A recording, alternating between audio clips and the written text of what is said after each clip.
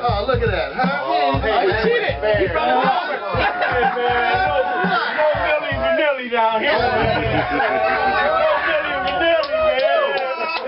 I'm going to read you. I had no rhythm section. Hey, we love the individual creativity. Do what you want to do. Well, I hang around this guy enough to come up with some crazy stuff. So. Yeah. Do your thing, man. Hey, man, do what you want to do. Go ahead, man. Hit that thing. Go ahead. Talk to him.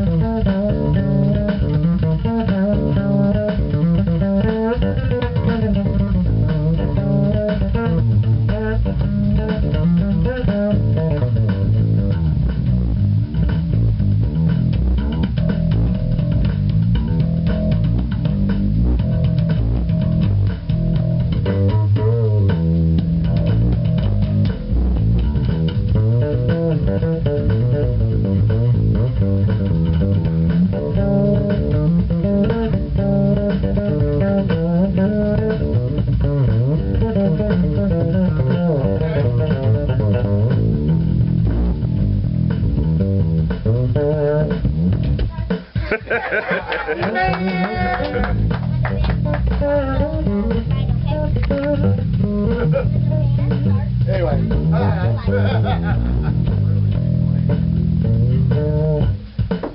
Ladies and gentlemen,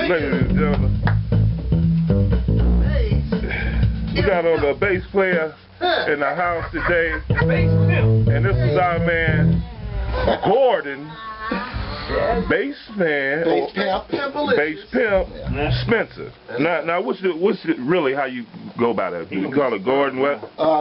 Everybody knows me call me Gordon Spencer, but I've taken on this role as bass pimp, so most people call me just bass pimp now. All right, so we about to do an interview with the bass pimp himself, and also in the house in the basement with the bass pimp is Detroit bass player Mr. Reggie Candy. Reginald and Mr. Emery Candy. New DBP been playing about 15 minutes. Tell them where to go. Where you going? www.detroitbassplayers.com. We also have in the house Miss Gwyneth Hayes. And then we also have Lester Cowley. And we also have Michael Rich. And in the house we got Anderson Howard. And Corey Tramontali. And we got over there Bill Peterson. And we got T-Wash. And T-Wash Pope. And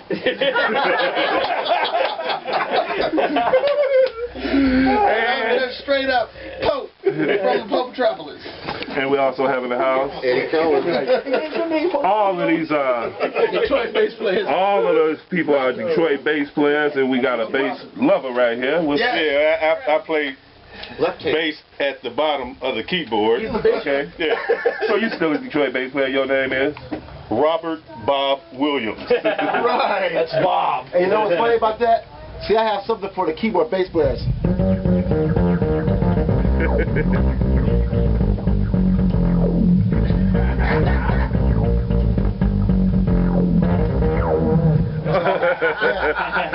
and we thank you. All right, so look, dude, what you got going on over here, man? I have a fretless Never seen Music one Man of 5-string with flat round strings on it. I don't play a lot of fretless, well, not a lot of it, but not an Eddie player. I'll be playing even less. But I play mostly fretted, but I use this a lot on a lot of gigs. And what's this you playing out of? It's a Pandora's box. It has a bunch of effects. You can have different amp heads, different cabinets. different choruses and stuff like that. So I use this on like 99% of the stuff I do. So usually there's a back line when I play, so I usually don't have to carry amp, but I always carry this. And if for some reason the amp's not sounding good, I run the amp flat and then I pull up an SWR head and an Eaton cabinet off this, and then there I go. Okay, sounds like you're doing some big gigs, brother. Why don't you tell us, when did you start playing bass? Well, probably and why? Probably in the early 70s, like Eddie. I was a guitar prodigy until I heard Jimi Hendrix and Jeff Beck and all those guys, and then I realized I want to play bass. One of the things I saw, Grand Funk Railroad had a red album. I don't know what the album's called. I think it's the second album. And the bass player, he looked so cool on there with this jazz bass and this big old hat. And I said, I got to do that. So then I started. I had a guitar and I converted it over to a bass. And then I started playing the bass. Now, how did you convert your guitar over to a bass? Just every other string I plucked out and put. I took the file and filed out the gaps, and then I started playing the bass. Wow!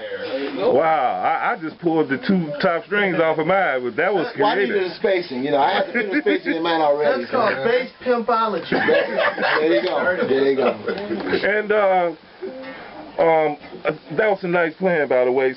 Tell us some of the people that you after you started playing, some of the people you grew up playing with, and all the way up to now. Well, I played with the Butler Twins, Robert Knoll, Enemy Squad, Brothers from Another Planet, Northwest Airlines Band, Living Color. Well, we played with Living Color and some of them other bands and stuff like that, but a lot of local bands and stuff like that. Now, I'm looking at that shirt you got. What does that shirt say? It says Bass Pimp. Wow. And it all started kind of like my alter ego on stage. When I played with Brothers from Another Planet on Enemy Squad, we usually dress up really crazy. It's kind of like those bands are kind of like between what P-Funk did and what Living Color did and what Fishbone and the Chili Peppers did. You find that all together with James Brown and the 4th of July and Thanksgiving, that's what you got. So, I mean, is it... And a chitlin sandwich. And Thanksgiving. Oh, okay. Is it like anywhere we can go to listen to some of this fine music? The Enemy Squad stuff, you can probably go on YouTube. Some of the Brothers from Another Planet stuff, we're beginning to put it on now. We have like hours and hours of stuff. Those 2 things, I play with a young lady named Sale right now. You go on YouTube and type of Burgundy Soul with Sale, or just Sale. You can catch us. How you spell Sale? C-E-L. C-E-L. C-E-L, yeah. Okay, now I want to clarify something. With this Bass Pimp shirt that you have on, I get on the computer sometimes because, I like following bass players. And then I'm like saying, I'm looking at somebody over in Europe, they got on a Bass Pimp shirt. And I think I seen somebody in China or Japan somewhere, they had a Bass Pimp shirt. These are your creations? You actually make the shirts? Yes. I make them, I sell them. I could probably say that the Bass Pimp shirts are on every continent of the planet right now. Right, and tell us who some of the people that we can see wearing a Bass Pimp shirt. J.T. Teresta, Ralph Armstrong, Anthony Wellington, Gerald Beasley, Doug Johns, T-Wash, Mr. William Pope, Nikki West. Let's see, Willie, you.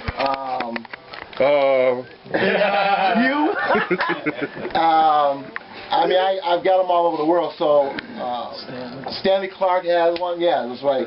And if you go to Bass Player magazine, you can see Ralph Armstrong in a Bass Pimp shirt in the Warwick ad.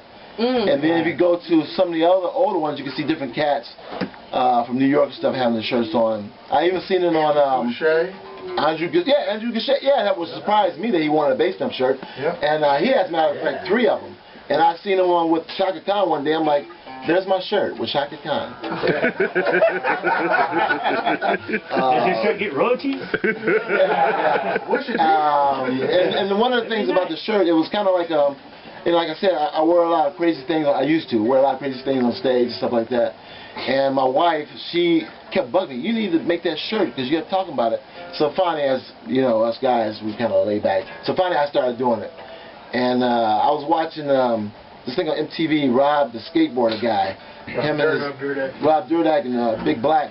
They were in L.A. someplace at some club, and they were in this club.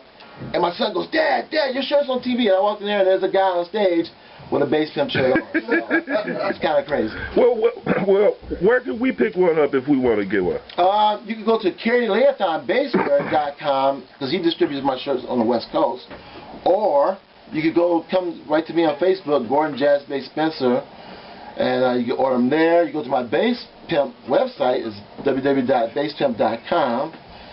There's some shirts over at Berkeley Front, what is it, Berkeley? Berkeley Guitar. There's some shirts there. And, you know, and if you run into somebody with a shirt, just ask them and maybe they get in touch with me and then they'll get you a shirt. Okay, cool. Now, you could get an orange one. Well, there's only one orange shirt, and he has the orange shirt, and that's only a Pope special. now this is nobody else gonna get an orange shirt, so don't even call me about an orange shirt. So this is a Gordon Jazz Bass Spencer creation. Right.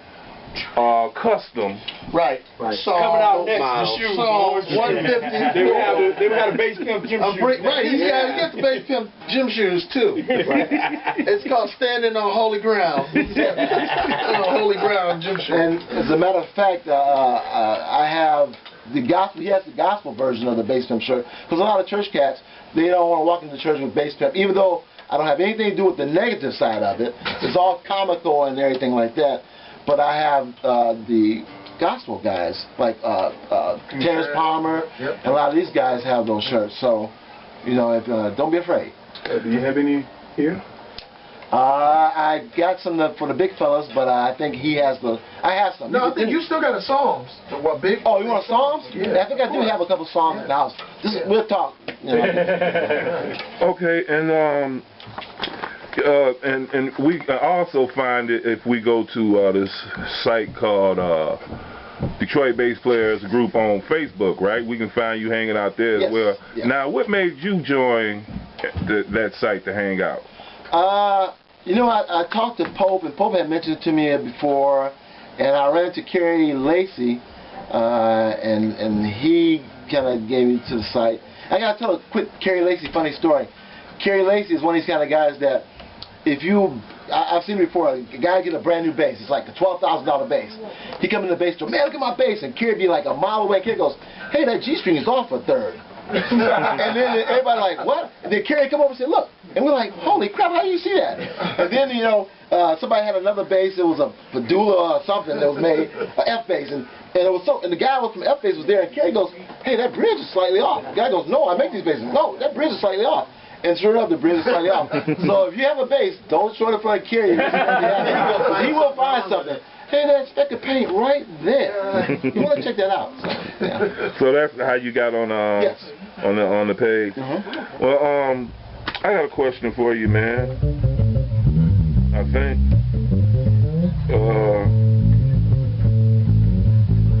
Okay. Oh, I know what I wanted to ask you. Okay, so what are some of your influences or some of the bass players you know listen to growing up and stuff? And up until now, just some of your favorite bass players. There was Billy Cox, Larry Graham, Billy Bass from Funkadelic.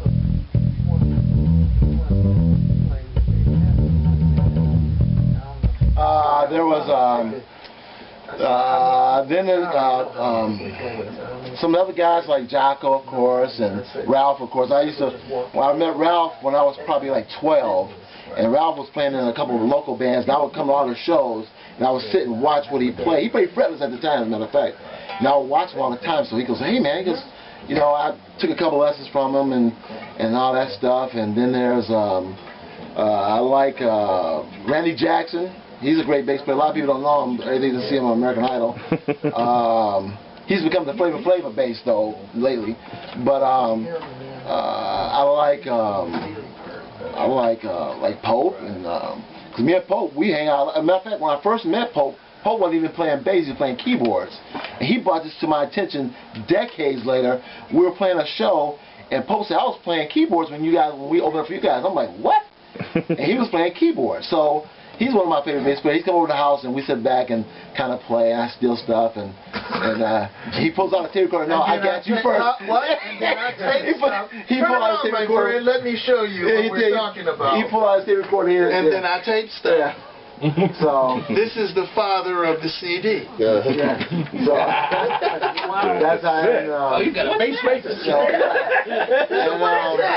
you know, there's other guys like I like Pino Palladino. I like Nathan East. I like bass players who are the meat and potatoes. I'm not so much. I mean, Victor and Marcus. I mean, I like what they do, but after a while, I want to hear music. I don't want to see all this and flipping the bass around. I see so many guys at the music stores. Soon I walk in, let me hear some music. So I like cats that groove. I like groove. Ain't nothing wrong with that. I listen to more piano players than I listen to bass players. And actually, I listen to more horn players than I listen to bass players. I love horn players. Horn players. Ain't nothing wrong. Trombone. I love horn players. I listen to horn players all day. Sounded like a trombone. Okay, well, man, I ain't want to keep you. Anybody else got any questions for this fine bassist and pimp? I mean, bass pimp. What other bass do you have? I got a fretted, 5-string fretted Marlowe. This is a German-made bass. Where is it? It's right there. That's Sophia. That's my wife right there. This is the bass up there. That's his other one. Careful, people. Careful, people. This is the bass I play 99% of the if this is your wife, who is that in your arm? You know what? I just bought it on. That's not any place. I'm like, man, you know. But I play this bass 99% of the time. It's my road dog. This is a German handmade bass from Germany, obviously. They made 100 of them. I have number 79. I have number 79. It's you know, they make it's German. Yeah, it's a 62 jazz bass essentially, with the windings of the pickup. This is a 62 windings. This is a 75 pickup winding that they do to give you the vintage and the modern thing. It's active, passive. Always using passive. Yeah. Active is just crazy. It's made out of California white maple ash. Sorry, California white ash, and it has I think it's some kind of Brazilian rosewood on the fretboard. And it's a nice bass, and I use that most of the time. Okay, cool, man. Well, we ain't want to keep you but we don't want you to go either. But why don't you just play us something out? Just something. And we put you down? Oh, yeah.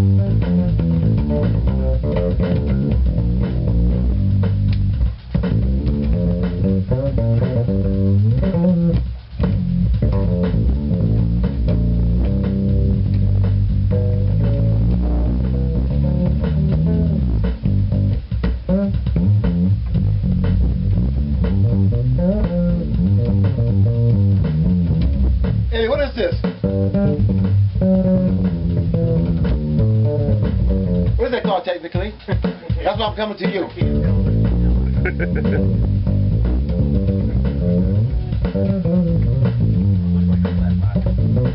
It could be a flat five.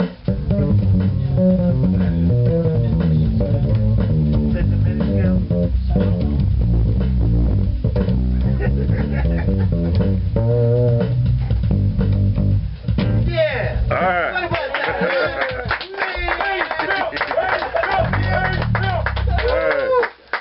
Thank you very much, ladies and gentlemen, Mr. Gordon Jazz Bass Spencer.